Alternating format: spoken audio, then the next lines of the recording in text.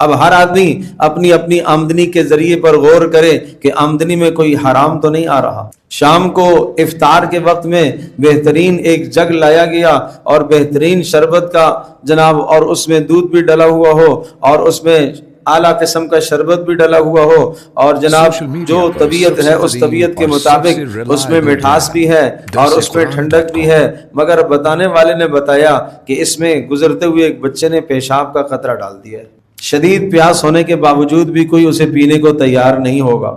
بالکل یہی مثال ہے آمدنی کی کہ حلال آمدنی کے اندر اگر اتنا ذرہ بھی حرام کا مل گیا تو بس ایسی ہی مثال سمجھیے کہ صاف ستھرے پانی کے اندر ایک پیشاب کا قطرہ، ایک غلاظت کا مل گیا تو آپ کی اپنی حلال آمدنی کے اندر حرام کیوں ملا؟ آپ کی سستی کیوں ہوئی؟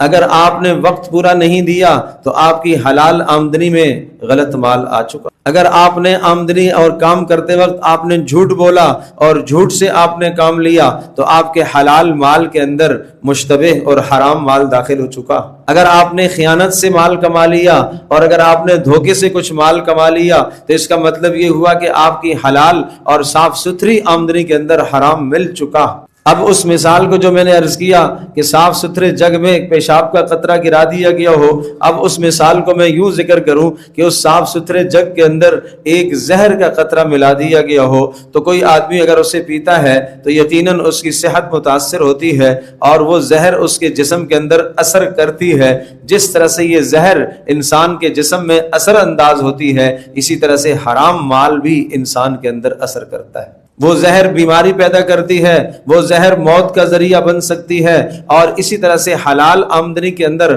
حرام کے مل جانے سے ایمان کی موت ہو جاتی ہے، عبادت کی لذت چھن جاتی ہے، اور اسی طرح سے تلاوت کی لذت چھن جاتی ہے، اور روزے کا فلسفہ ختم ہو جاتا ہے، اس لیے کہ آپ کے حلال مال میں حرام مل گیا ہے۔ جس طرح سے زہر اثر انداز ہے اسی طرح سے یہ حرام مال بھی حلال مال کے اندر اثر کرتا ہے اور اس حلال کی برکتوں کو ختم کر دیتا ہے۔ اللہ جل جلالہ نے جہاں جہاں پر بھی عبادات کا حکم دیا، عبادت کے حکم کے ساتھ ساتھ عقل حلال کی تاکید کی کہ حلال مال اختیار کرنا، حرام سے اپنے آپ کو بچانا۔ یا ایھا الرسل کلوا من الطیبات واعملوا صالحا، میں اور آپ کیا چیزیں ہیں؟ اللہ نے تو رسولوں کو جو اللہ تبارک تعالیٰ کی مقدس ہستیاں ہوتی ہیں اور بلند و بالا مقام رکھنے والے ہوتے ہیں، انہیں اللہ نے حکم دیا کہ اے رسولو تم بھی حلال کھانا اور نیک اعمال کرنا، اور نیک اعمال جب ہوں گے جب تمہاری زندگی میں رزق حلال ہوگا۔ جو حکم اللہ نے رسولوں کو دیا وہی حکم اللہ نے اس امت کو بھی دیا۔ یا ایھا الذین آمنوا کلوا من طیبات ما رزقناکم واشکروا للہ ان کنتم ایاہ تعبدون۔ اللہ کی بندگی کرنا چاہتے ہو، اللہ کی عبادت کرنا چاہتے ہو تو اس کے لیے ضروری ہے کہ رزق حلال کا اہتمام کرنا۔ تو روزے کا فلسفہ یہ ہے لعلکم تتقون، معاملات کی زندگی میں تاکہ تم حرام سے بچ سکو، حرام مال کی کمائی سے بچ سکو اور مشتبہ مال سے بچ سکو۔ مشتبہ مال، شک شبہ والا مال، شک شبہ والا مال گھر میں آ گیا کہیں پڑوس سے،